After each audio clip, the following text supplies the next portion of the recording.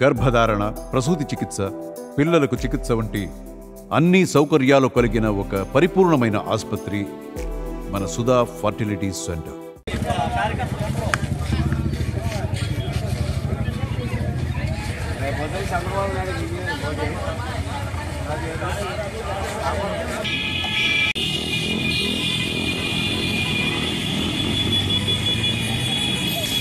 నా పేరు సాయన రాజేష్, జనసేన పార్టీ గుడివాడ ప్రధాన కార్యదర్శిని.